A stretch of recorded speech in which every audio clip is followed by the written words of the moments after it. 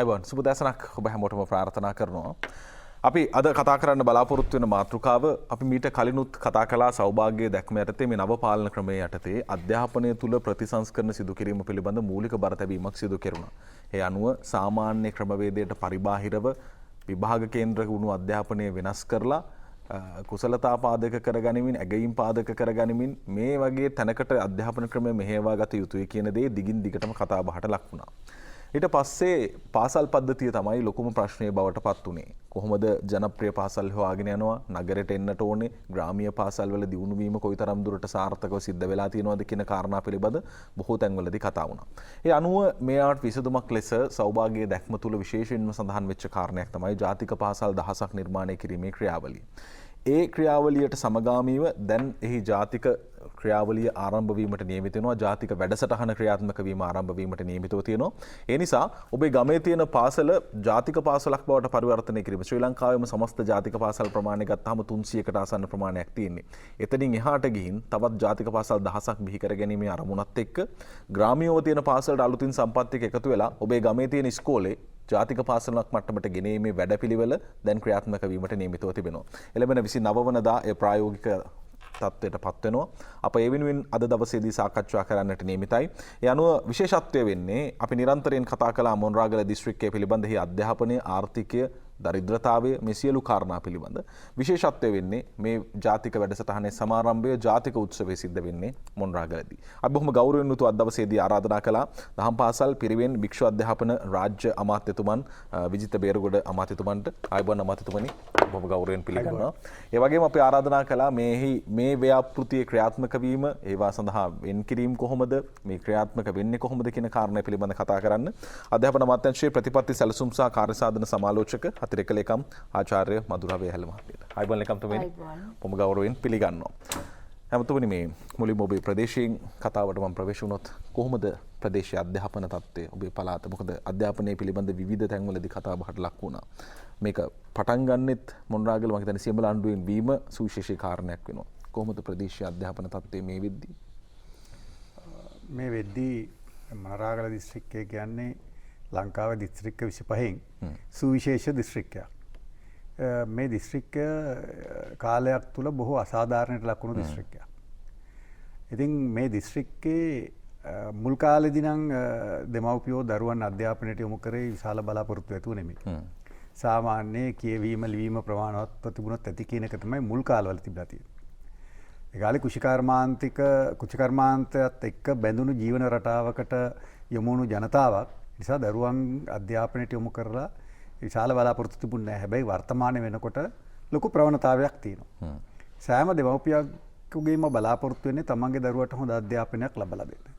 වර්තමානයට වඩා අනාගතය සාර්ථක කරගන්න පුළුවන් අධ්‍යාපනය තුනී කියන එක අපේ දිස්ත්‍රික්කයේ ජනතාව දැන් තේරුම් අරගෙන තියෙනවා. ඒ නිසා පාසල් තෝරා ගැනීමේදී පවා බලනවා වඩා පහසුකම් තියෙන පාසල මොකක්ද? ඒ පාසලේ උගන්වන ගුරුවරු පිළිබඳව. එතකොට ගුරුවරු තෝරා ගැනීම, පාසල තෝරා ගැනීම පිළිබඳ විශේෂ අවධානයක් යොමු කරනවා. ඉතින් මේ වෙනකොට දිස්ත්‍රික්කයේ තුලත් පහසුකම් සහිත පාසල් වලට දරුවන් ඇතුළත් කිරීම කරගැනීමේ ලොකු ඕනෑකමක් සහ අවශ්‍යතාවයක් තියෙනවා. අධ්‍යාපනයේ පැත්තෙන් ගත්තම දැන් අධ්‍යාපනයේ සඳහා වැඩි වෙන ප්‍රවණතාවයක් තියෙනවා. මොකද එක්තරා කාලයක මට වර්ෂ නම් මතක නැහැ. අධ්‍යාපනයේ පිළිබඳ විශේෂඥවරියක් ලංකාවට ඇවිල්ලා අධ්‍යාපනයේ පිළිබඳ සමීක්ෂණයක් කරලා වාර්තාවක් සකස් කරන්න දිස්ත්‍රික්කයක් තෝරගත්තා. ඒ දිස්ත්‍රික්කය තෝරගන්නකොට මොණරාගල දිස්ත්‍රික්කය තෝරගත්තා. ඇගේ නම වික්ටෝරියා බේකන් කියන අධ්‍යාපනඥවරිය. ඇය මොණරාගල සුදු අතුරාර ප්‍රදේශය තමයි තෝරගත්තේ. එතුමිය කාලයක් පරිචය වෙලා ඉඳලා ශාල වශයෙන් පරිශන කරා. අධ්‍යාපනය සම්බන්ධ. පරිශන කරලා මුළු ලංකාවට මම හිතන්නේ ලෝකෙටම යම් පණිවිඩයක් දෙන්න පුළුවන් පොතක් නිර්මාණය කරා. ඒ පොතට නම තිබ්බේ Blackboard in the Jungle. කියන්නේ වනාන්තරයේ කළු ලෑල්ල. ඉතින් ඇත්තටම අපි මේ නම දිහා බැලුවම අපිට හිතෙනවා කළු ලෑල්ලක් අවශ්‍ය කොහටද?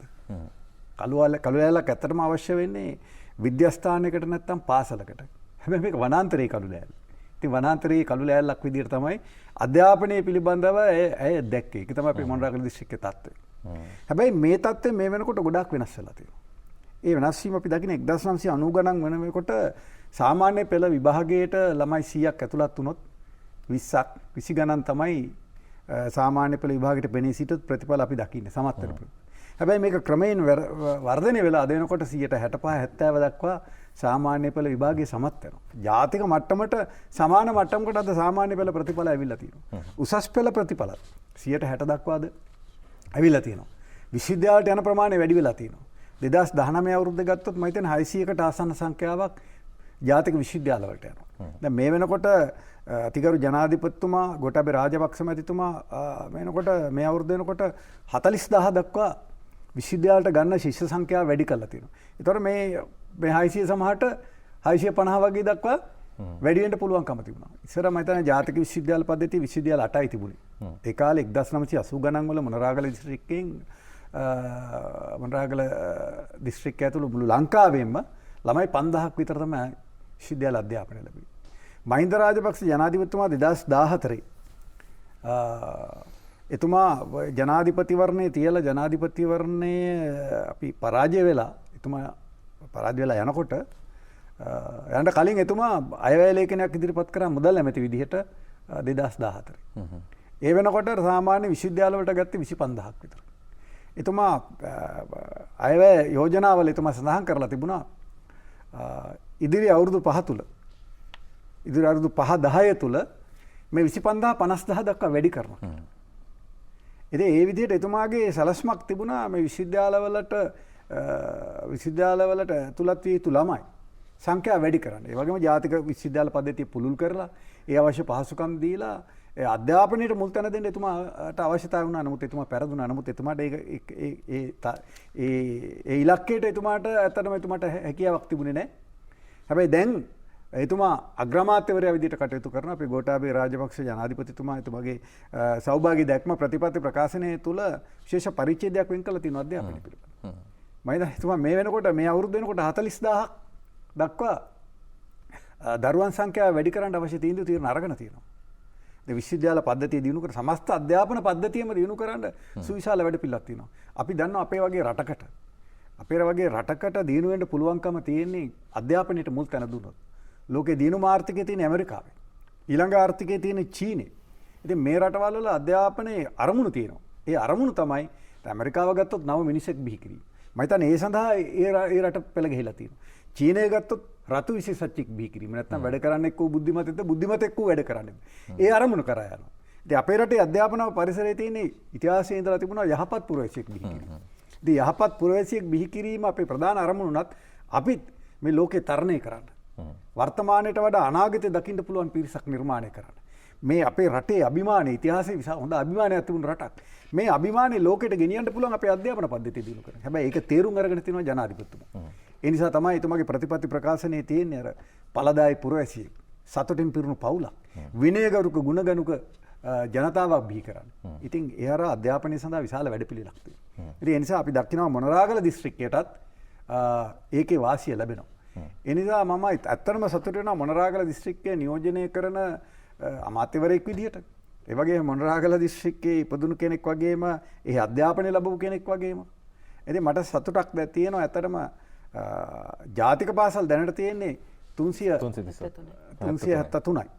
මේක දහස දක්වා වැඩි කරනකොට අපි දැන් අපේ වගේ දිස්ත්‍රික්ක වලටත් ජාතික පාසල් ලැබෙනවා. හැබැයි සමාරම්භක ජාතික උත්සවයේ ඉතින් ජනාධිපතිතුමා එන්නේ දහස දක්වා පාසල් දහසක් වැඩි කරනකොට එතකොට මොනරාගල දිස්ත්‍රික්කයට මූලිකත්වයේ දීලා සමාරම්භක උත්සවය මොනරාගල සියඹලාණ්ඩුව වගේ ප්‍රදේශයක ජාතික පාසලක්. ඒ ප්‍රාදේශීය ලේකම් කොට්ටාසේ කිසිම ජාතික පාසලක් නැහැ. පැහැදිලි. එතකොට මේ ජාතික පාසලක් ආරම්භ කිරීමේ සමාරම්භක උත්සවය නිකන් නෙමෙයිනේ. පහසුකම් ටික දීලා. ඒ අවශ්‍යතා ටික සම්පූර්ණ. ඇත්තටම ඔබතුමා එකතු කරන් ආපු කාරණාවලටම තව කාරණයක් එකතු කරනවා නම් එතුමනි දැන් ඔබ ගුරුවරයෙක් විදිහටත් වැඩ කරපු කෙනෙක්. ඒ ප්‍රදේශයේම ඉගෙන ගත්තත් කෙනෙක්. ඇත්තටම අපේ රටේ පාසල් පද්ධතියේ ගැටලුවක් තිබුණාද? පහසුකම් මතින් හෝ වේවා පැහැදිලිව තිබුණා. ඕක ඇත්තටම අපි දැන් 1987 88 89 බලන්න. තරුණ කැරැල්ලක් ඇති වුණා. ඒ තරුණ කැරැල්ල ඇති උනේ ඒගොල්ලෝගේ දේමාපාඩනේ කොළඹට කිරි අපට කැකිරි. ඒ කියන්නේ නගරයට පහසුකම් තියෙනවා ගමට පහසුකම් නැහැ. ඒ නිසා තමයි එවකට හිටපු ජනාධිපති ප්‍රේමදාස ජනාධිපතිතුමා තරුණ අසහනය පිළිබඳ කොමිෂන් එකක් පත් කරේ. ඒකේ වාර්තාවේ තියෙනවා මුලම ජාතික අධ්‍යාපන ප්‍රතිපත්තියක් හදන්න ඕන කියලා. ඉතින් ඒකෙන්ම තේරෙනවා මේ ජාතික අධ්‍යාපන ප්‍රතිපත්තියක් හැදිය යුත්තේ සමාන අවස්ථා සමාන පහසුකම් දෙන්න. හැබැයි තාම ඒ තත්ත්වයට ළඟා වෙලා නැහැ. ඒ නිසා ඉතින් ජනාධිපතිතුමා බලාපොරොත්තු වෙන්නේ ජාතික පාසල් 1000ක් දක්වා වැඩි කරලා පහසුකම් ටික දෙන්න, භෞතික පහසුකම් ටික, මානව සම්පත් ටික ලබලා දෙන්න. එතකොට දරුවන්ට සතුටින් සියලු පහසුකම් සහිත ඉගෙන ගන්න. අද අපේ දරුවන් දන්නවා සමහර පාසල් වලට විදුලිය නැහැ. සමහර පාසල් වලට පරිගණක නැහැ. අඩුම තරමේ ගුරුවරු නැහැ. සමහර බලාට පන්ති කාමර ප්‍රමාණවත් තරම් නැහැ. මිදුල ඉගෙන ගන්න දරුවෝ ඉන්නවා. ඉතින් මේ දරුවන්ටත් අපේ රටේ දරුවෝ දැන් රටක් දිනුවෙන්න නම් දිනු මානව සම්පතක් තියෙනවා. මානව සම්පතක් දිනු තත්ත්වයට ගෙනෙන්න නම් අධ්‍යාපනයට මුල් තැන දෙන්න ඕනේ. ඒක තමයි එතුමා විශාල මුදලක් වෙන් කරලා මේ ජාතික පාසල් සංකල්පය විතරක් නෙමෙයි. එතකොට ඔය ළඟම පාසල හොඳම පාසල වගේ ව්‍යාපෘති ජාතික ව්‍යාපෘති මේ රටේ ක්‍රියාත්මක වුණානේ. ඒ වයින් ප්‍රතිලාභ ලැබුණේ නැද්ද? අපි දන්නවා දැන් ආණ්ඩුව වෙනස් වෙනකොට අධ්‍යාපන සම්පත් ප්‍රතිපත්ති වෙනස් වෙනවා.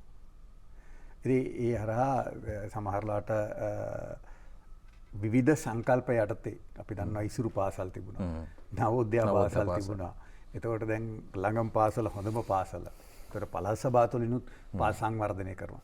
නමුත් මේක එක ප්‍රතිපත්තියක් තුළ එක අරමුණක් තුළ මේ පාසල් දියුණු කරනවා නම් වැදගත් වෙනවා. අපි කියන්නේ මේ ළඟම පාසල හොඳම පාසල තුලින් අවඩක් වුණා කියලා.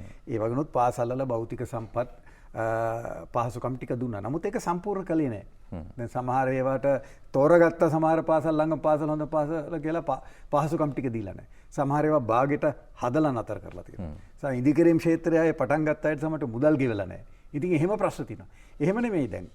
අරමුණක් තියෙනවා නම් ඒ අරමුණ කරා හොඳ මෙහෙයුමක් තියෙන්න ඕනේ ඒ ඉලක්කය සම්පූර්ණ කරගන්න. ඒ නිසා ඒකට තමයි මේ වතාවේ සූදානම් වෙන්නේ. අපේ දැන් ආණ්ඩුව ජනාධිපතිතුමා ධූරයටපත් වුණේ 2019 නොවැම්බර් මාසේ. කොවිඩ් වසංගතයත් එක්ක අවුරුද්දක් විතර ඇත්තටම රටේ මූලික ප්‍රශ්න විසඳනවට වඩා මේ වසංගත තත්ත්වයට මුහුණ දෙන්න සිද්ධ වුණානේ. දැන් තමයි මේකට අවශ්‍ය මූලික පදනම දාගෙන ඒ ඉලක්කය සම්පූර්ණ කර ගැනීමට අවශ්‍ය මෙහෙයුම් ටික කරගෙන යනවා. ඉතින් ඒ අනුව තමයි මේ 29 වෙනිදා මම හිතන්නේ ලංකාවට විශේෂිත දිනයක්. පැහැදිලිව. මොකද ජාතික පාසල් 1000ක් ආරම්භ කිරීමේ සමාරක් බුස්ස මේක ඇවිල්ලා මේ චින්තන විප්ලවයක්, නූතන චින්තන විප්ලවයක් මේ. මොකද තරම අපි දන්නවා නගරයට වගේ නෙමෙයි ග්‍රාමීය ප්‍රදේශ. සාමාන්‍යයෙන් දැන් 50ට වඩා වැඩි ප්‍රමාණයක් ගම්වල ජීවත් වෙන ජනතාව ඉන්නවා. ඒකට ගමේ දරුවන්ට විශේෂ අවස්ථා ලැබෙනවා. නගර දරුවන්ටත් අවශ්‍ය අදාළ පහසුකම් ටික ලැබෙනවා. දැන් මේ ජාතික පාසල් විතරක් නෙමෙයි. දිස්ත්‍රික්ක 25ෙම බලාපොරොත්තු වෙනවා මේ භාෂා 3ම ඉගෙන ගන්න පුළුවන් ත්‍රි භාෂා පාසල් සකස් කරන්න සියලු පහසුකම් දීලා. ඒකට හැම දිස්ත්‍රික්කයකටම එකක්වත් ලැබෙන විදිහට දැනට හෝමාගම සහ මාතර මහින්ද රාජපක්ෂ ආදර්ශ ත්‍රිභාෂා පාසල් ක්‍රියාත්මක කරන සියලු පහසුකම් සහිත. ඒවට ලොකු තරංගයක් තියෙනවා.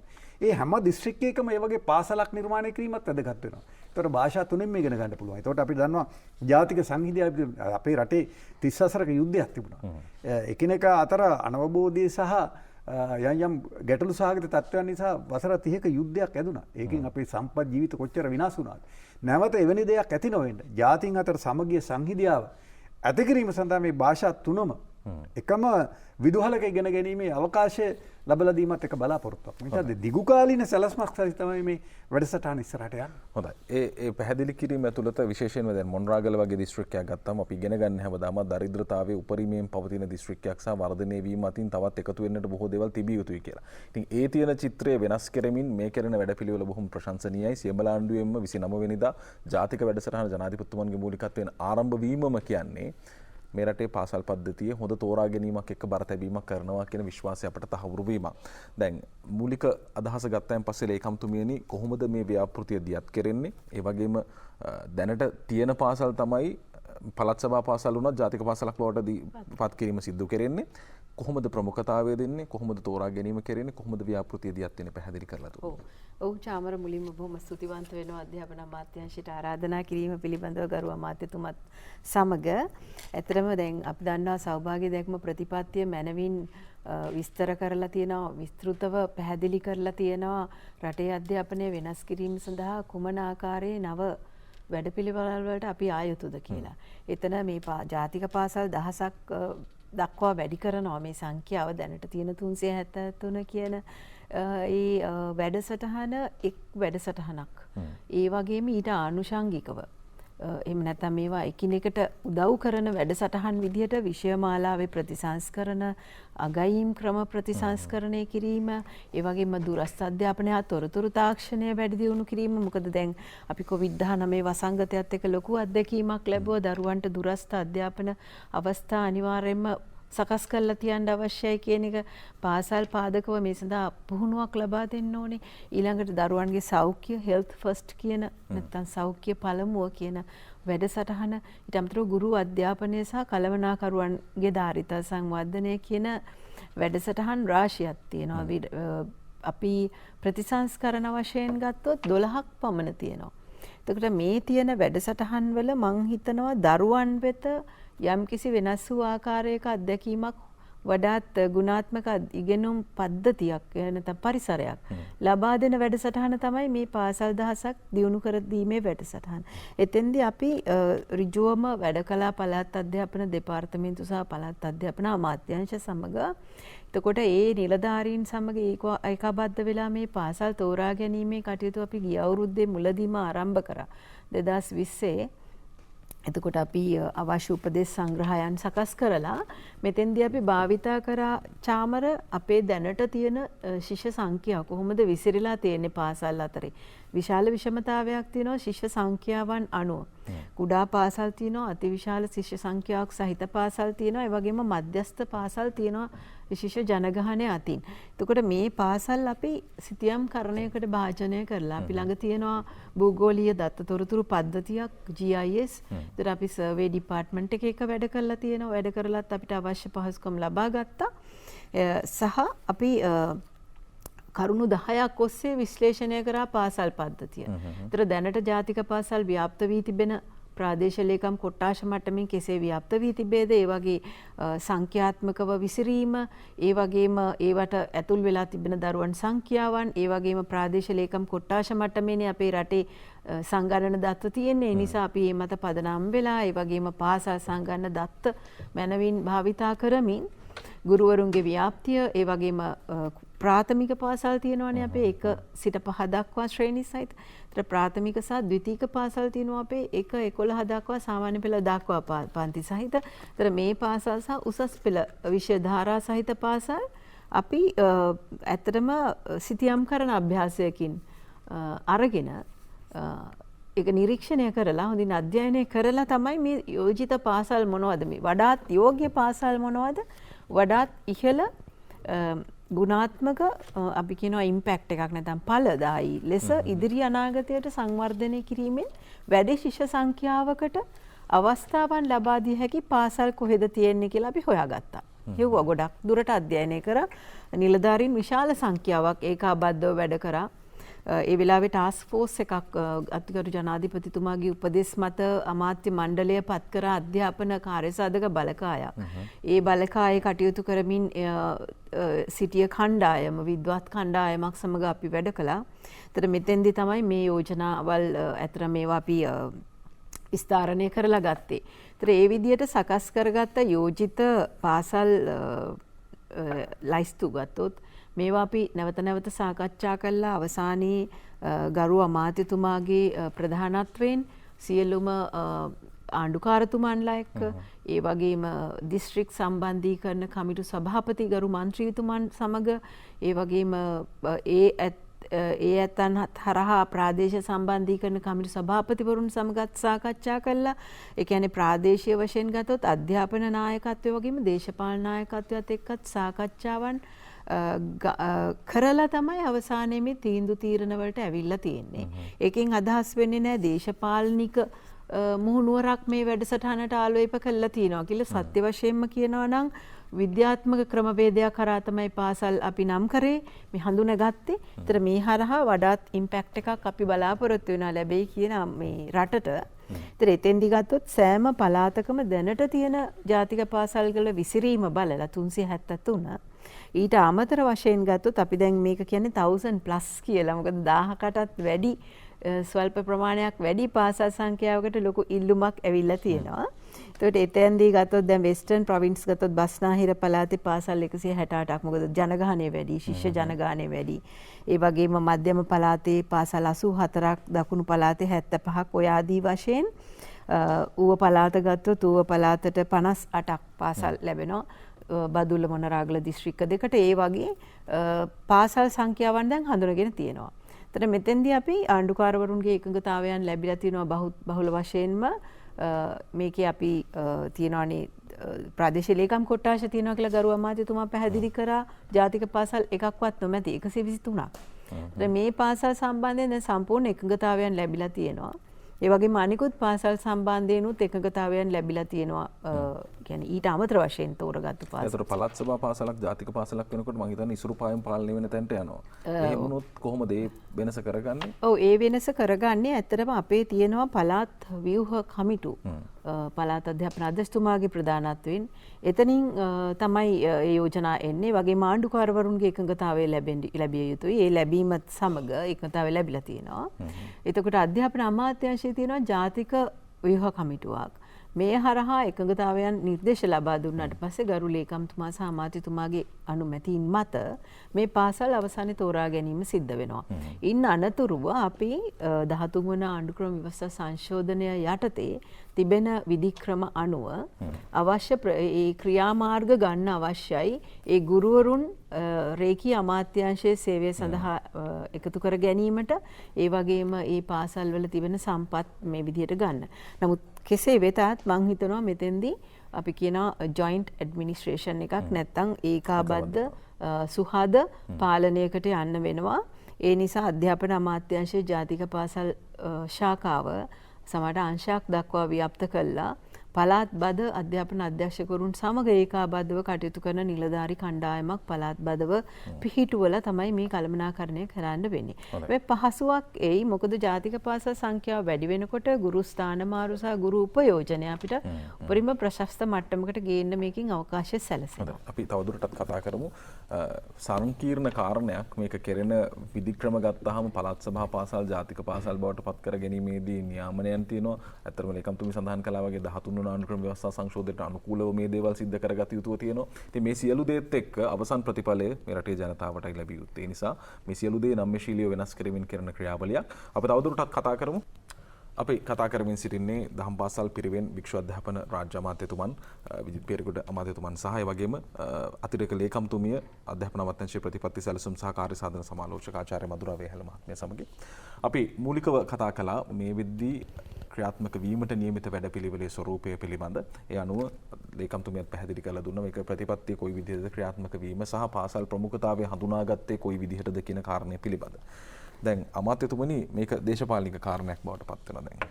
අපි සාමාන්‍යයෙන් පක්ෂ විපක්ෂව කියන කාරණා ගත්තොත් එහෙම මෙතනදී විපක්ෂ වෙන මතවාදය තමයි මේ වැඩපිළිවෙල හරහා සිද්ධ වෙන්නේ පාසලේ බෝඩ් ලෑල්ල වෙනස් වෙන එක විතරයි. තියෙන පාසලේ බෝඩ් එක ගැලවිලා මේක ජාතික පාසලක් කියන වචන එකතු වෙනවා විතරයි. එහෙමද? මොකද්ද මේක වෙන පරිවර්තනය? පැහැදිලිව මේ බෝඩ් ලෑල්ල වෙනස් කිරීම කියන එක නම් සුළු කාරණයක්.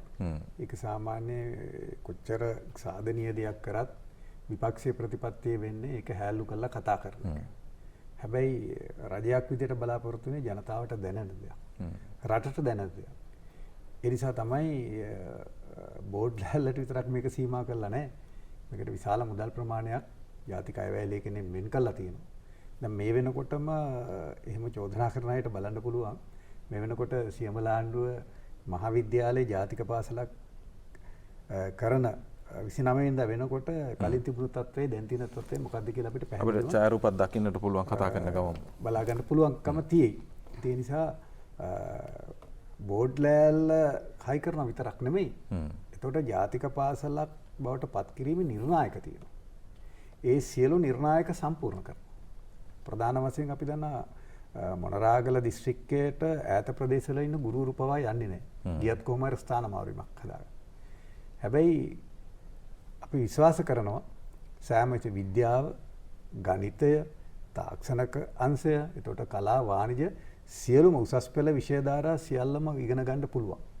ඒ වගේම පරිගණක සහ විෂය මාලාවට අවශ්‍ය සියලු විෂයන් ඉගෙනීම සඳහා අවශ්‍ය පහසුකම් ටික දෙනවා. ඉතින් මේ පහසුකම් එක තමයි ජාතික පාසල බවට පරිවර්තනය වෙන්නේ. නැත්නම් මේක පළාත් සභා පාසලක් විදිහට තිබිලා ජාතික පාසල් කරන්නේ නැතුව පළාත් පාසලක් විදිහට පළාත් සභාවෙන් මේක කරන්න තිබුණා. ඉතින් මධ්‍යම ආණ්ඩුව මේ වගකීම බාරගත්තේ ජාතික පාසල් දැනට තියෙන ජාතික පාසල් අපි මොනරාගල දිස්ත්‍රික්කයේ ගත්තොත් පාසල් තියෙනවා 293ක්. ජාතික පාසල් තියෙන්නේ 9යි. දැන් පහුගිය යහපාලන ආණ්ඩුව පවා උත්සාහ කරා මේ ජාතික පාසල් ටිකක් වැඩි කරන්න. ඒගොල්ලන්ගේත් මූලික සැලැස්ම තිබුණා. ඒගොල්ලන්ට කරගන්න බැරි වුණා. නමුත් ඒක තමයි මේ ජනාධිපතිතුමා මේ වැඩපිළිවෙලට අත ගැහුවේ. ඒ නිසා බෝඩ් ලෑල්ල විතරක් නෙමෙයි සියලු පහසුකම් ටික ගුරුවරුද භෞතික සම්පත්ද මේ සියලු පහසුකම් දෙනවා. ඒ විතරක් නෙමෙයි දැන් මේ ක්ෂේත්‍රයේ බලන්න අධ්‍යාපනය කියන එක දැන් අධ්‍යාපනය කියන එක දැන් ඉස්සර අධ්‍යාපන අමාත්‍යාංශය ගත්තම උසස් අධ්‍යාපන අමාත්‍යාංශය වෙන තැනක. අධ්‍යාපන අමාත්‍යාංශය වෙන තැනක, වෘත්තීය අධ්‍යාපනය වෙන තැනක, දහම් අධ්‍යාපනය වෙන තැනක. වෙයි ජනාධිපතිතුමා මේක කල්පනා කරලා එකම අමාත්‍යාංශයකට ගත්තා. ඇමතිවරු 4 දෙනෙක් ඇමතිවරු 4 දෙනෙක් ඉන්නවා. දැන් මහාචාර්ය ජී.එල්. පීරිස් මැතිතුමා විශ්වවිද්‍යාලයක හිටපු උපකුලපති කෙනෙක්. එතුමා මම හිතන්නේ මේ අධ්‍යාපනය පිළිබඳ පුළුල්ව දකින්න පුළුවන් කෙනෙක්. ඉතින් එතුමාට තමයි පරිණත දේශපාලන වශයෙන් පරිණත දැනුමින් වියත්කමින් ඉහළ මට්ටමින් ඉන්න කෙනෙක් තමයි අධ්‍යාපන අමාත්‍යවරයා විදිහට පත් කරේ. ඒ වගේම අධ්‍යාපන අමාත්‍යාංශය කොටස් 4කට බෙදලා රාජ්‍ය අමාත්‍යවරු 4 විදිහකට බාර දුන්නා. එතකොට මේ කැබිනට් අමාත්‍යවරයාට තමයි තියෙන්නේ. එතකොට දහම් පාසල් දහම් අධ්‍යාපනය සඳහා එක රාජ්‍ය අමාත්‍යවරයෙක් ඒක මට වගකීම් බාර දුන්නා. ඒ වගේම වෘත්තීය අධ්‍යාපන ඒ වගේම දුරස්ථ විශ්වවිද්‍යාල සම්බන්ධ අධ්‍යාපන ප්‍රතිසංස්කරණ සම්බන්ධ හිටපු අධ්‍යාපන අමාත්‍යවරයෙක් වෙන අපේ සුසිල් ප්‍රේමජයන්ත අපේ ජ්‍යෙෂ්ඨ අමාත්‍යවරයෙකුට ඒ විෂය බාර දුන්නා. ඒ වගේම අධ්‍යාපන සේවා පිළිබඳව ඒ වගේම පාසල් යටිතල පහසුකම් ළමා කටයුතු සියලු අංශ ගණනාවක්ම ඒ අමාත්‍යාංශයක් නිර්මාණය කරලා රාජ්‍ය අමාත්‍යාංශයක් නිර්මාණය කළා. පියල් නිශාන්ත අපේ සහෝදර අමාත්‍යවරයාට බාර දුන්නා. ඊට ගුරුවරයෙක්. ඒ වගේම විශේෂඥ වෛද්‍ය සීතාරම් බේපොළ මැතිතුමියට බාර දුන්නා මේ වෘත්තීය අධ්‍යාපනය නිපුණතා අධ්‍යාපනය. ඉතින් මේක ඒ 4 දෙනාට ඒ වගකීම් පවරලා කැබිනට් අමාත්‍යවරයා විදිහට මහාචාර්ය ජී.එල්. පීරිස් ලොකු කාර්යභාරයක් කරනවා. එතකොට එකම වහලක් යටතට මේ ගත්තේ. එතකොට එකම තීන්දුව තීරණය වෙනස් වෙන විදිහට ගන්න. එතකොට සමස්තය මේක තැනකින් ක්‍රියාත්මක වෙනවා. ඉතින් මේක ජනාධිපතිතුමා දුරදිග බලලා ගත්ත තීරණයක්. ඉතින් ඒ නිසා ඇත්තටම අපි සාද එතකොට අමාත්‍යාංශයේ ලේකම්තුමා අපේ ආචාර්ය කපිල පෙරේරා මැතිතුමා එතුමාත් විශ්වවිද්‍යාලයක උපකුලපතිවරයෙක්. එතුමාටත් දැක්මක් තියෙනවා. ඉතින් මේ රාජ්‍ය අමාත්‍යවරු අමාත්‍යාංශවල ලේකම්ලා 4 දෙනාත් බොහොම කාර්යක්ෂම වැඩ කරන්න පුළුවන් නිලධාරීන්. එතකොට අපේ අතිරේක ලේකම්තුමිය ඇතුළු මේ අධ්‍යාපන ක්ෂේත්‍රයේ සියලුම දෙනා. ඉතින් මේ එකතු කරගෙන ඒ වගේම පළාත්වල ගත්තා පළාත් ආණ්ඩුකාරවරු, ඒ වගේම පළාත් අධ්‍යාපන අමාත්‍යාංශවල ලේකම්වරු, පළාත් අධ්‍යාපන අධ්‍යක්ෂකවරු මේ ඔක්කොම සම්පත්දායක විදිහට මේ සියලු දෙනා මේ එකතු කරගෙන තමයි මේ වැඩ පිළිවෙන්නේ. සාමූහික යන ගමනක්. ඒ නිසා තමයි අපිට මේක සාර්ථක වෙනවා කියන එක අපිට හරියටම කියන්න පුළුවන්. ඒ නිසා අපි විශ්වාස කරනවා මේක චින්තන විප්ලවයක් ආරම්භයක් කියලා අපි විශ්වාස කරන නූතන යුගයේ. ඉතින් මේකේ ප්‍රතිඵල අපිට වැඩි කලකට කලින් දැනගන්න පුළුවන්කම ලැබෙයි. දැන් ජාතික පාසල් ටික මෙහෙම බිහි වුණාම දැන් ඔබතුමාත් කිව්ව මොණරාගල 273ක් තියෙනවා කියලා පාසල්. එතනිනුත් 293ක්. එතනිනුත් ජාතික පාසලක් බවට දැන් මේ පාසල් පත් වුණාගෙන් පස්සේ සෙසු පාසල්, පළාත් සභා සානිකුත් පාසල් ඒ වායේ ප්‍රගතිය සම්බන්ධිනුත් වැඩපිළිවෙල දියත් වෙනවනේ. නැත්නම් ඒවට කුඩම්මගේ සැලකිල්ලක් එන්නේ නැහැ නේ මේවා ජාතික පාසල් වුණා. අපිට දැනට තියෙන්නේ අපේ දිස්ත්‍රික්කයට ජාතික පාසල් 9යි. ප්‍රාදේශීය ලේකම් කොට්ටාස 3කට. ජාතික පාසල් තිබුණේ නැහැ. ඔය දැන් ජාතික සමාරම්භ කුස්සියේ තියෙන සියඹලාඬු තිබුණේ නැහැ. එතකොට සෙවණගල ප්‍රාදේශීය ලේකම් කොට්ටාසෙට තිබුණේ නැහැ. මඩුල්ල ප්‍රාදේශීය ලේකම් කොට්ටාසෙට තිබුණේ නැහැ. ඉතින් එතකොට මේ තුනත් එක්ක මේ ආරම්භක අවස්ථාවේදී මේ තුනත් ආරම්භ වෙනවා මේකත් එක්ක. එතකොට මේක 24 දක්වා වැඩි වෙනවා. අපේ දිස්ත්‍රික්කයේ මේ 9 තිබුණ එක අලුතින් 24ක් එකතු වෙනවා. එතකොට 33ක් වෙනවා ජාතික පාසල්. එතකොට මේ ජාතික පාසල් 33ක් වෙන්නේ වැඩි ශිෂ්‍ය සංඛ්‍යාවක් ඉන්න දැනට මහාවිද්‍යාල විදියට තියෙන එහෙත් යම් අඩුපාඩුකම් තියෙන පාසල් ටික. එතකොට මේ පාසල් වලට සියලු පහසුකම් ටික දීලා ගුරුවරු ටික දීලා එතකොට අර 9කට තිබුණු තරඟේ මේකේ 33කට බෙදිලා යනවා. එතකොට මේ පාසල් ආසන්නයේ තියෙන මේ යෝජිත ජාතික පාසල් සහ තීන ජාතික පාසල් ආසන්නයේ තියෙන පෝෂිත පාසල් තියෙනවා, පොකුරු පාසල්. ඉතින් මේවා සමග සම්බන්ධ කරනවා. ප්‍රධාන පාසලත් එක්ක සම්බන්ධ කළ සම්පත් හෝමාරුව, අත්දැකීම් හෝමාරුව, අධ්‍යාපන අවස්ථා හෝමාරුව මේ සියල්ල කරලා අර පෝෂිත පාසල් වල අධ්‍යාපන තත්ත්වය ප්‍රමාණාත්මක විතර නෙමෙයි ගුණාත්මක වශයෙන් ඉහළ නැංවීමේ වැඩපිළිවෙලක් තියෙනවා. ඉතින් මේ වැඩපිළිවෙල සාර්ථක කරගන්න ගියොත් මේ ජාතික පාසල් වල තියෙන සම්පත් අනිත් ඒ වගේටත් ප්‍රයෝජනෙ ගන්න පුළුවන් ඒ දරුවන්ට. ඉතින් එහෙම සංකල්පයක් කියන්නේ. ඉතින් ඒක වඩා හොඳයි. මොකද එතකොට අධ්‍යාපන සමාවස්ථා කියන එක සැලසෙනවා. අපි දන්නවා 100%ක් අධ්‍යාපන සමාවස්ථා දෙන්න බැරි වෙයි. නමුත් මේ තියෙන විෂමතාවයන් අවම කරලා ප්‍රධාන ජාතික පාසලේ තියෙන පහසුකම් යම් ආකාරයක භුක්ති විඳින්නට අනිත් අවට තියෙන පාසල් වලට හැකියාවක් තියෙනවනම් ඒක වැදගත්. මේ පිළිබඳ අවශ්‍ය සමීක්ෂණ කරලා ඒ දත්ත ඒක රාශි කරලා එතකොට මේ පෝෂිත පාසල් වලින් තමයි බොහෝ වෙලාවට මේ විෂය ධාරාංග වලට උසස් පෙළට මේ දරුවෝ ඇතුළත් කරගන්නේ. එතකොට මේ හැම දරුවෙකුටම ඒක අවස්ථාව ලැබෙනවා. එතකොට මේ අපේ අතිරේක ලේකම්තුමිය සඳහන් කරා අපේ මේක 1000 විතරක් නෙමෙයි. 1000 දක්වා වැඩි වෙනවා. දැනටමත් 1000 දක්වා වැඩි වෙලා තිනවා. එතකොට තව ඉල්ලීම් තියෙනවා ඒවා පිළිබඳවත් සැලකනවා. මොකද ඇත්තටම අපි රජයක් විදිහට මේ අධ්‍යාපනයට කරන වියදමක් නෙමෙයි මේක ආයෝජනය. මේකේ ප්‍රතිඵල දකින්න පුළුවන් ඊළඟ පරම්පරාවට. එතකොට මේ අනාගතය වෙනුවෙන් කරන ආයෝජන. ඒක එහෙම විය යුතුයි කියලා අපි විශ්වාස කරනවා. එතකොට මෙතනදී දැනුම විතරක් නෙමෙයි. දැනුමෙන් කරන්නේ يعني විෂය කරුණු වලින් අර දැනුම වැඩි වුණාට දැනුම සහිත පුද්ගලෙක් විතරක් නෙමෙයි මේක නිර්මාණය කරන්නේ. දැනුම සහිත පුද්ගලයා විතරක් නෙමෙයි දැන් අනාගත ලෝකයේ විශේෂයෙන්ම රැකියාව වෙළඳපළත් ඉලක්ක කරගෙන දරුවන් කුසලතාවෙන් සම්පූර්ණ කරන්න ඕනේ. අපි දන්නවා ලංකාව විතරක් නෙමෙයි මුළු ලෝකේ රටවල රැකියා අවස්ථා බලාගෙන දරුවන් ඒ සඳහා අවශ්‍ය පුහුණු කිරීම කරන්න වෙනවා. මේ අධ්‍යාපනයෙන් විතරක් නෙමෙයි ඊළඟට විවිධ වූ ආයතන බැහැර තියෙනවා. ඉතින් ඒවටත් යොමු කිරීම බලාපොරොත්තු වෙනවා. එතකොට එක පැත්තකින් දැනුම කුසලතාවයට අමතරව ආකල්පෙම වශයෙන් වෙනසක් කරනවා. ඒක තමයි අධ්‍යාපන අමාත්‍යාංශය තුල දහම් අධ්‍යාපනය සඳහා වෙනම අමාත්‍යාංශයක් බිහි කරෙන්නේ. එතකොට දැනුමට අමතරව ගුණධර්ම, ආකල්ප, සාරධර්ම මේවත් ඇති වුණොත් තමයි රටක් දියුණු වෙන්නේ. දැන් රටක සංවර්ධනය කියලා කියන්නේ මේ භෞතික සංවර්ධනය විතරක් නෙමෙයිනේ. මානව ගුණධර්මත් ඔකට ඇතුළත් වෙන්න ඕනේ. ඉතින් ඒකත් මේ අධ්‍යාපන පද්ධතිය තුලින් බලාපොරොත්තු වෙනවා. හොඳයි. ලේකම්තුමියනි වසංගතයකට මුහුණ දෙලා ඉන්න වෙලාවකදී සල්ලි තමයි ලොකුම ප්‍රශ්නේ මේ වෙලාවේ. ඉතින් අපිටත් ඒ ප්‍රශ්නේ හැම තියෙනවා. කොහොමද මේ වැඩවලට සල්ලි හොයාගන්නේ? අරමුදල් කොහොමද සපයා ගැනීම? ඔව්. ඇත්ත වශයෙන්ම චාමර අපිට රජය පැත්තෙන් දැන් ගත්තොත් හැමදාම අධ්‍යාපනයට ඇතරම සැලකීමක් කරලා තියෙනවා. ඒක අපි දන්නවා. මමත් අධ්‍යාපන අමාත්‍යාංශයේ කටයුතු කරපු නිලධාරිනියක් ඇරියට ප්‍රකාශ කරන්න ඕනේ. ඒ වගේම මෙතෙන්දී අපිට බිලියන 2ක පමණ අරමුදලක් මේ වැඩසටහන පමණක් සඳහාම වෙන් කරලා තියෙනවා. ඒතර ඊට අමතරව අපිට තියෙනවා දැනට විදේශ ආධාර ලබන විදේශ ආධාර කියලා කියන්නේ අපි රජය ලබාගෙන තියෙන ආයෝජන සඳහා අරගෙන තියෙන සහාය. ඒතර මේ විදේශ ආධාර පාර්ශවකරුවන් විසින් ලබා දීලා තියෙන අපිට තියෙනවා වැඩසටහන් කීපයක්. ඒ සියල්ලමත් මේ ජාතික පාසල් වැඩසටහන ඇතුළු අර මම කියපු ප්‍රතිසංස්කරණ සියල්ල සඳහාම සම්බන්ධ කරලා තියෙනවා. උදාහරණයක් හැටියට අපි කොරියානු රජයත් එක්ක කටයුතු කරගෙන යනවා තාක්ෂණය විෂය පිළිබඳව අධ්‍යාපන විද්‍යාපීඨයක්. ඒතර එය මං හිතනවා ඉතාමත්ම ඉහළින් සම්මාදම් වෙනවා මේ වැඩසටහන් මාලාවට. ඒ වගේම අපිට දැන් තොරතුරු තාක්ෂණ අන්තර්ගතයන් නිෂ්පාදනය කරන ඒ කියන්නේ අපි කියනවා content development center එකක් කියලා ජාතික වශයෙන්. මේ වගේ වැඩසටහනක් අපි ඒ අනුව කටයුතු කරගෙන යනවා. එතකොට එතෙන්දී ඇත්තටම පරිගණක තාක්ෂණය සහ මේ තාක්ෂණයේ භාවිතයෙන් ඉගෙනුම ලැබීම සඳහා විවිධ විෂයන් අවශ්‍ය ඒ මෙවලම් නැත්නම් අපි කියනවා software කියලා මේවා සකස් කරන්න අපිට අවස්ථාවක් ලබා ගන්න ලැබෙනවා. ඒ වගේම අපිට තියෙන අනිකුත් සියලුම වැඩසටහන් හරහා විශේෂයෙන් දැන් UNICEF ආයතනයක අපි වැඩ කරනවා ප්‍රාථමික අධ්‍යාපනය සම්බන්ධයෙන් විශේෂ වශයෙන්. ඒ වගේම පෙර පාසල් අධ්‍යාපනය සම්බන්ධයෙන් විශාල වැඩපිළිවෙලක් අපේ ඒ රාජ්‍ය අමාත්‍යාංශයේ ගරු පියාල් නිශාන්ත ඇමතුමාගේ රාජ්‍ය අමාත්‍යාංශය කරනවා. එතකොට එතෙන්දී විශාල ප්‍රතිපාදන ප්‍රමාණයක් ඒ සම්බන්ධයෙන්. මොකද මෙතන ජාතික පාසලක් බවට පත් කරනවා යම් පාසලක් කියලා එතනින් විතරක් අපිට අපේ සීමාව ලකුණු කරන්න බෑ.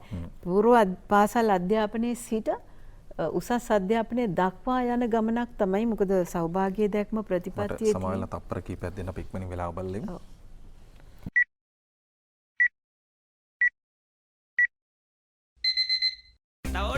Thank you, Andy. ලේකම්තුමිය අවස්ථාව. ඔව්. ඒතර උසස් අධ්‍යාපනයේ දක්වා යන මාර්ග සැලැස්මක් කරා වටයුතු කරන්න කියන එක තමයි උපදෙස් ලැබිලා තියෙන්නේ. ඒතර එතෙන්දී ඇතරම මේ සියලුම අංශවලට ලැබිලා තියෙන ප්‍රතිපාදනත් මේ සමස්ත පද්ධතිය හරහා ගලා යනකොට දැන් මේ වැඩසටහන තිබෙන ප්‍රතිපාදනත් සමග ආනුෂංගිකව මේ සියලු දේ කටයුතු සිද්ධ වෙනවා. ඒතර ඇත්තටම සමස්ත සංවාදනයක් තමයි අපි එතනින් බලාපොරොත්තු වෙන්නේ. ඒ වගේම අපිට ආසියානු සංවාදන බැංකුව සමග අපි කටයුතු කරගෙන යනවා දැන් අවුරුදු 2ක පටන් විෂය මාලා ප්‍රතිසංස්කරණ සම්බන්ධයෙන් අගයින් ප්‍රතිසංස්කරණ සම්බන්ධයෙන් ගුරු අධ්‍යාපනය සම්බන්ධයෙන් විශාල ආයෝජනයක් ඒ හරහා ලැබෙනවා. නමුත් මේ ආධාර මේ අනුග්‍රහයන් ලැබෙන්නේ අත් වශයෙන්ම වෙනම වෙන් කළා නෙමෙයි සමස්ත අධ්‍යාපන අයවැයට එකතු වෙච්ච යම්කිසි අමතර කියන්නේ ප්‍රතිපාදන හැටියට. එතකොට ඒක අපිට අපේ සාමාන්‍ය අධ්‍යාපන වැඩසටහනට මධ්‍යකාලීන හෝ වාර්ෂික වැඩසටහන් වලට කෙලින්ම සම්බන්ධ කරන්න. ඒ නිසා විශාල ආයෝජනයක් සිද්ධ වෙනවා. ඒ වගේම ගරු අමාත්‍යතුමා කිව්වා වගේ දැනටමත් මේ ජාතික පාසල් සම්බන්ධයෙන් ගත්තොත් මේ තෝරා ගන්න ලද පාසල් භෞතික පරිශ්‍රය වැඩි දියුණු කිරීම සඳහා ඒ වගේම තොරතුරු තාක්ෂණ අධ්‍යාපන අවස්ථා පුළුල් කිරීම සඳහා යනාදී වශයෙන් භෞතික පරිශ්‍රය භෞතික සම්පත් අතින් දියුණු කිරීම සඳහා වැඩපිළිවෙළ අපි ආරම්භ කළා තියෙනවා. පළාත් ඉංජිනේරු ඒකක සමග කටයුතු කරමින් පියානිශාන්ත ඇමතුමාගේ අමාත්‍යාංශය යටතේ තමයි අපේ ඉංජිනේරු අංශය දැන් පිහිටුවලා තියෙන්නේ. ඒතර මේ අමාත්‍යාංශ හතර ගරු අමාත්‍යතුමා වගේ ඉතාමත්ම සහෝදර අමාත්‍යාංශ 5ක් හැටියට අපි දැන් කටයුතු කරගෙන යනවා. ලොකු ශක්තියක් ලැබිලා තියෙනවා. හැමදේම බෙදාගෙන කරන්න අපිට අවස්ථාව ලැබිලා තියෙනවා. ඒතර භෞතික සම්පත් පැත්තෙන් එහෙම ඊට අමතරව ගත්තොත් අධ්‍යාපනයේ උපකරණ පැකේජ් කීපයක් ලබා දෙන්න මේ පාසල් සඳහා කටයුතු සූදානම් කරලා තිනවා. ඒකේ කියන්නේ මූලික භෞතික ඒ කියන්නේ අධ්‍යාපනික සම්පත් උපකරණ ආදිය දැන් ඒ පාසල් වලට ලබා දෙමින් යනවා. දැන් මේ සියඹලාණ්ඩුව මහාවිද්‍යාලයට වගේම අනිකුත් පාසල් සඳහා ඉදිරියේදී ලබා දෙනවා. ඊට අමතරව ගත්තොත් අර ගරුමතුමා කිව්වා වගේ අධ්‍යාපනයේ සමස්ත ගුණාත්මක සංවර්ධනය උදෙසා හැම විෂයක්ම අනුබද්ධව සකස් කරන ලද ගුණාත්මක වැඩසටහනක් සංවර්ධන වැඩපිළිවෙලක් හඳුන්වලා දෙන්න නියමිතයි. ඊට අමතරව දහම් පාසල් රාජ්‍ය අමාත්‍යාංශයේ ගරු ඇමතුමාගේ නායකත්වයෙන් අපි කතා කරගෙන යනවා කොහොමද දරුවන්ගේ අධ්‍යාත්මික දියුණුව ඇති කරන්නේ. මොකද අපිට දහම් පාසල් භික්ෂු අධ්‍යාපන අමාත්‍යාංශය රාජ්‍ය අමාත්‍යාංශය එකට කටයුතු කරනකොට ඒ සම්බන්ධයෙන්ුත් අපිට ශක්තියක් ලැබිලා තියෙනවා. ඒ ආකාරයට තමයි කටයුතු කරගෙන යන්නේ. ඒ වගේම ගුරු උන්නත සම්පූර්ණ කිරීම සඳහා උදාහරණයකට සියඹලාණ්ඩුව මහාවිද්‍යාලයේ ගුරුවරු කීප දෙනෙකුගේ උන්නතාවයක් තියෙනවා. මේ ජාතික පාසල බවට පත් කරනකොට ඒ සම්පූර්ණයෙන්ම විසඳාලීමට කටයුතු යොදලා තියෙනවා. ඒ විදිහට තමයි අපේ වැඩපිළිවෙල යන්නේ. එතෙන්දී අර කිව්වා වගේ ක්ලස්ටර් ස්කූල් සිස්ටම් එකක් නැත්නම් පොකුරු පාසල් පද්ධතිය කරා දරුවන්ට මේ ජාතික පාසලක අධ්‍යාපනය ලබන්න ද්විතීක අවස්ථාවේ හෝ ද්විතීක අධ්‍යාපන හෝ උසස් ද්විතීක අධ්‍යාපන අවස්ථාවේදී හෝ ලැබෙන ආකාරයට මේ පාසල් ඒකාබද්ධ කිරීමක්. ඒකාබද්ධ කියලා කියන්නේ කළමනාකරණය අතින් නෙමෙයි ශිෂ්‍ය ගලණය අතින්. මේකත් අපි සිතියම් ගත කරලා තමයි කරගෙන යන්නේ. දරුවන්ගේ පදිංචිය, ඒගොල්ලන්ගේ ගමනාගමන පහසුකම්, ප්‍රවාහන පහසුකම් ආදිය බලලා. නමුත් යම්කිසි පාසලක් ඇත්තටම යම් දුරස්ත ප්‍රදේශයක තිබෙනවා නම් පෙරිෆරි එකේ ඒ පාසල් ඒ ස්ථානයේ තියලා මොකද ඒ දරුවන් අපිට නගරයට ගේන්න අමාරුයි. ඒ දරුවන්ට ඒ සිටින ඒ පාසලේ සිට අධ්‍යාපනය ලැබීම සඳහා පහසුකම් ලබා දීමට කියන්නේ අපි කියනවා targeted interventions කියලා. ඒ ස්ථානයේ තියෙන ගැටලු එතන විසඳලා දෙන්න අවශ්‍යයි. ඒ සඳහා යම් විශේෂ ව්‍යාපෘතියක් ක්‍රියාත්මක කරන්න අපේක්ෂිතයි. දරුවන් පාසලට ඇතුළත් කර ගැනීමේ ප්‍රශ්නයටත් විසඳුමක් වේවි. විශාල විසඳුමක් වෙනවා. දැනට ජාතික පාසල් වලට තියෙන අසීමිත තරඟය දැන් ජාතික පාසල් ගත්තත් 60කට 70කට පමණ අසීමිතම තරඟයක් තියෙනවා. අනිත් එක තමයි අර දරුවෝ හිතනවානේ දැන් මගේ සහෝදරයා ජාතික පාසලකට යන්නේ මම යන්නේ වෙනත් පාසලකට. දැන් මේ ගැටලුව අනිත් එක තමයි විශේෂයෙන්ම විෂය ධාරාවන් ගත්තොත් උසස් පෙළ චාමර අපිට යම්කිසි හොඳ ඉගෙනුම් පරිසරයක් සහ ඒ කියන්නේ පොහොසත් ඉගෙනුම් අත්දැකීමක් ලබා ගන්න. මොකද ඒ දරුවෝ එතනින් එහාට යන්නේ ඒක උසස් අධ්‍යාපනයට එහෙම නැත්නම් රැකියා ලෝකයට. ඒගොල්ලන්ට සමාන අවස්ථා තිබිය යුතුයි. නමුත් දැන් බලනකොට විෂමතාවයක් තියෙනවා. විශේෂ විද්‍යා අධ්‍යාපනය සම්බන්ධයෙන් තාක්ෂණ අධ්‍යාපනය සම්බන්ධයෙන් මේ වැඩසටහන හරහා අපි හිතනවා ඒක අපිට යම් තාර්කික මට්ටමකට ගේන්න පුළුවන් කියන එක. හොඳයි. අවසාන වශයෙන් අපි අමාත්‍යතුමනි මේ වැඩේ ගැන කතා කරොත් උත්සවය කොහොමද සිද්ධ වෙන්නේ? එදින 29 වෙනිදා වැඩ කටයුත්ත ගැන අපිට පැහැදිලි කිරීමක් කළොත්. මේක සාමාන්‍ය උත්සවයක් වගේ නෙමෙයි. මේක ජාතික උත්සවයක්. ජාතික උත්සවයක් කිව්වට ඒකේ විශේෂත්වය වෙන්නේ මේක දරුවන්ගේ අධ්‍යාපනය සම්බන්ධ. දරුවන්ගේ අනාගතය ගොඩනගා ගැනීම සඳහා විශාල ආයෝජනයක් සහිත කරන උත්සවයක්. මේකට රටේ ප්‍රධාන වශයෙන්ම රාජ්‍ය නායකයා සම්බන්ධ වෙනවා. එතකොට මේ සමාරම්භක ජාතික උත්සවයෙන්ම අපේ රටට හඳුන්වලා දෙනවා මේ ජාතික පාසල් වැඩපිළිවෙලේ තියෙන බොහොම සාධනීය ගුණාංග පිළිබඳව. මේ උත්සවයේදී විශේෂයෙන්ම අපිට දිස්ත්‍රික්කයේ අපේ සහෝදර රාජ්‍ය අමාත්‍යවරයා ගරු ශෂීන්ද්‍ර රාජපක්ෂ අමාත්‍යතුමා විශාල සහයෝගයක් දෙනවා මේ වැඩසටහන සාර්ථක කරගන්න. සහ එතුමාගේ උපදෙස් අපිට නිරන්තරව ලැබලා දෙනවා. ඉතින් ඒක විශේෂයෙන් මේ වෙලාවේ මතක් කරන්න ඕනේ. ඒ වගේම අපේ දිස්ත්‍රික්කයේ පාර්ලිමේන්තු මන්ත්‍රීවරු අපේ අය ඉන්නවා මමත් ඇතුළු 5 දෙනෙක්. ඉතින් මේ සියලු දෙනාගේ සහයෝගය ආශිර්වාද ලැබෙනවා.